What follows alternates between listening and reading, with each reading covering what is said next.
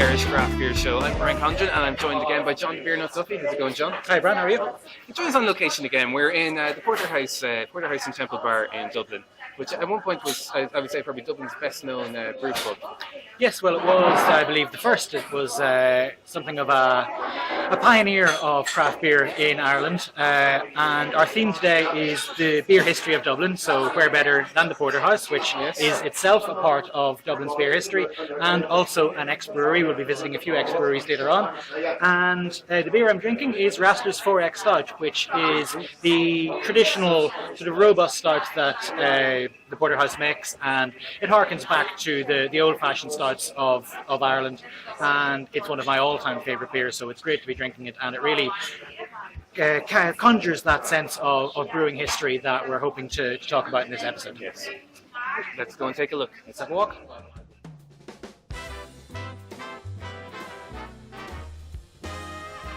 Dublin is famous for its stout, but these days the history tends to concentrate on just one brewery and one man. But there's far more to it than that. Today we're going to visit some of the forgotten parts of Dublin's long brewing history, one that goes back much further than 1759. On a Sunday morning in May, we took a walk around Dublin, visiting the former locations of some of the best remembered breweries of our fair city, as well as some that time has forgotten. There's a lot more to be found out about Dublin if you just scratch the surface. Every door has a story.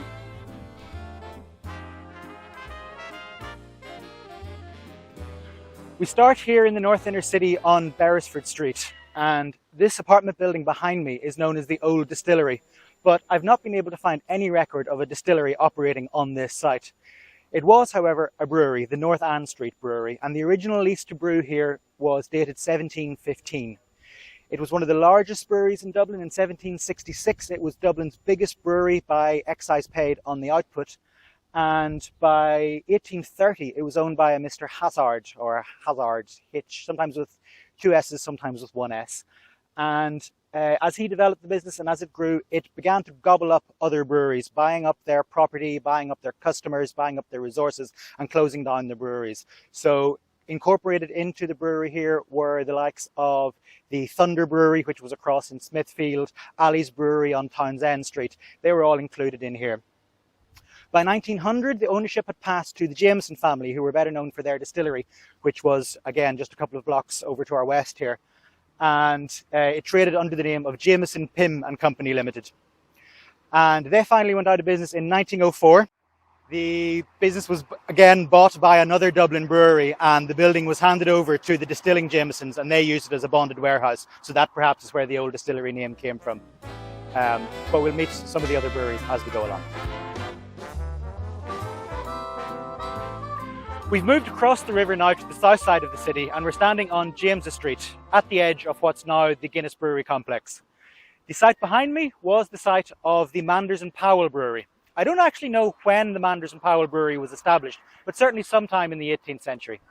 In 1803, the brewery achieved a certain amount of local notoriety when barrels from the brewery were used to hang Robert Emmet just down the street at St. Catherine's Church. They say that the decline of Manders and Powell began from that date. And the story doesn't make sense to me for two reasons. One is that there are breweries much closer to the site of execution to get your barrels from. And the other is that 1803 was really just the beginning of a very good period for Manders and Powell. By the 1830s, it was the second biggest brewery in Dublin, second only to Guinness. And Guinness had then only just become the largest brewery in Ireland. It was certainly a big player in Dublin Porter. It continued to expand all through the 19th century, and by 1847 it had expanded into the old military infirmary that was next door. And the gate into the site that still stands today still shows the military coat of arms from that infirmary. By 1860s, it was doing so well for itself that it decided to leave a price-fixing cartel that Guinness had established amongst all of the Dublin porter breweries. It began setting its own price for porter for a change. And it proved to be a complete disaster. It left the cartel in 1868, and by 1883, Manders and Powell was out of business.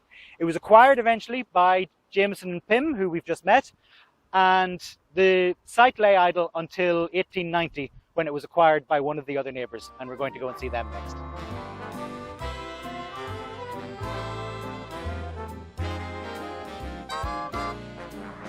We've moved just a little bit further down the street now, and we're just opposite the front entrance of the iconic Guinness public front office. Where I'm standing was also the public front office of a brewery, and that's the Phoenix Brewery, founded in 1778. It became most famous when it was owned by Daniel O'Connell Jr., son of the Liberator, of course, and possibly its most famous product was O'Connell's Dublin Ale. Though it did make Phoenix Stout, like all of the other Dublin breweries, it was primarily a porter brewery, but it was particularly famous for its ale and did a very good job of cornering the ale market in a city where ale was very much a minority interest. It was very large, very successful. In 1890, it expanded into the Manders and Powell site, which was just next door. Like all Dublin porter breweries, it had vast oak vats in which it aged its beer. It owned maltings around the countries in places like Port Arlington, Sallins, Skerries, and there was room on site for upwards of 100,000 barrels of malt at any one time. During a typical day in 1890, you might have found about 500,000 litres of porter sitting in the dray yard ready for sale.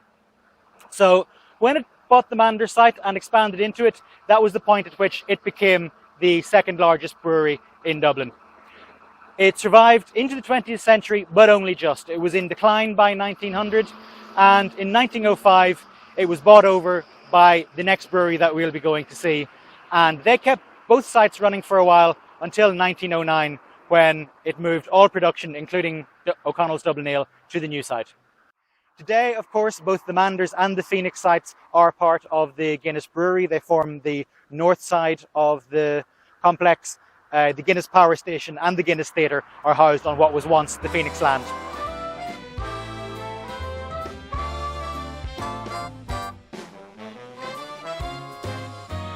We've moved further east again along James's Street just to the point where it becomes Thomas Street, and taken a left down Bridgefoot Street, which runs from St Catherine's Church down to the Liffey. St Catherine's Church was where they did actually hang Robert Emmet, and as you can see, there are a number of other breweries that are good sources of barrels for the scaffold builders. Behind me here is the Oliver Bond Flats, which is a government housing scheme that was built in the 1930s, but before that, this was a brewery. The Anchor Brewery was established here in 1740. For most of its life, it traded under the name of Darcy's. Some viewers may remember the Darcy's Dublin Stout that was produced by the Dublin Brewing Company in Smithfield between 1997 and 2004. So that was named in honour of Darcy's here of Usher Street. Usher Street is just around the corner there to the right, and that was where the front entrance of the brewery was. It wasn't the biggest Dublin Porter brewery, but it was one of the smartest. It was one of the shrewdest, and it managed to duck and dive largely by buying out all of the other breweries that were closing down, which is something that it continued to do right through well into the 20th century. In 1905, it bought the Phoenix Brewery, as I mentioned. In 1909, began making O'Connell's Dublin Ale here. And finally, in 1926, its turn came, and it was closed down and bought up by another Dublin brewing company. So we'll go and see them next.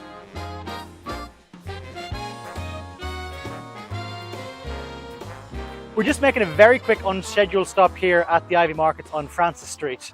Before this covered market was built, there was a brewery on this site. Patrick Sweetman began brewing on St Stephen's Green in 1740. He rented the land there from the Leeson family. And in 1760, he moved up here to the industrial outskirts of Dublin, as it was then, and began brewing here. He continued to brew or his family rather, continued to brew here for 130 years, until finally in 1890, the brewery went out of business and the site was bought by the Guinness Brewery, and they built this covered market, which was used to accommodate market traders who were being displaced by another Guinness building project elsewhere. And there is a Sweetman's Brewery in Dublin today, down on Bird Quay, and there's no actual connection, but it is named in honour of the original Patrick Sweetman's Brewery.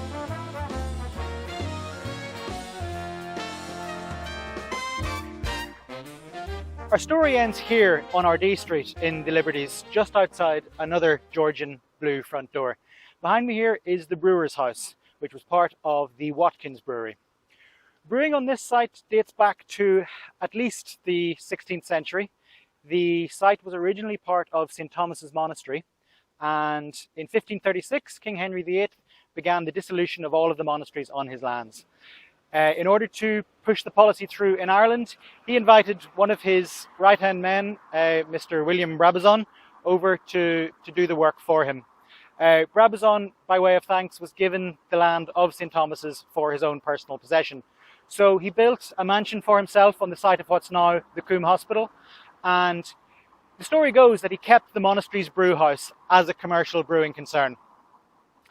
The Brabazon family were created eventually the Barons of Ardee and eventually the Earls of Meath, and that's why around here you will find Brabazon Street, Ardee Street, Meath Street, and just around the corner you'll also find Watkins Square. In 1790, this was Dublin's largest brewery by excise paid, even bigger than Guinness at the time. Shortly afterwards, the Watkins brothers, Richard and James, bought the site, and they continued brewing here well into the 19th century. It was, like Guinness in the 19th century, solely a porter brewery. They only made Watkins Dublin Stout, which was one of the big brands at the time. It did well for itself by, like many of the other late survivors of Dublin brewing, buying up other breweries that closed down. So in 1883, it bought Jameson and Pym, which was the first brewery that we stopped at. It then bought the Darcy's brewery in 1926, and all of these breweries had themselves acquired other breweries as they went along. So in 1926, you then had Alley, Thunder, Jameson and Pym, Manders and Powell, the Phoenix Brewery, and Darcy's, all gathered here under one roof, trading as Watkins, Jameson, Pym and Company Limited. And then what happened? Well, it's a bit of a mystery. The last beer was brewed here in 1937. It wasn't the last of the Dublin independent breweries to close. That honour fell to Finglater's Brewery on the North Circular Road. That closed in 1949. But 1937, brewing stopped here. The last batch of O'Connell's Dublin Ale left its third home for the last time.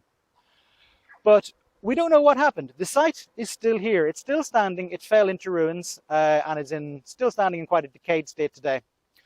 But Watkins, Jameson, Pym and Company Limited still appears to be trading. The next time you're in the supermarket, pick up a jar of Duffy mustard and have a look at the label. On it, it says Watkins, Jameson and Pym Company, Ardee Street, Dublin 8. The brewer's house. Could all of that history of Dublin brewing, of all of those consolidated breweries, be gathered together behind these doors somewhere? We don't know. But maybe someday we'll find out.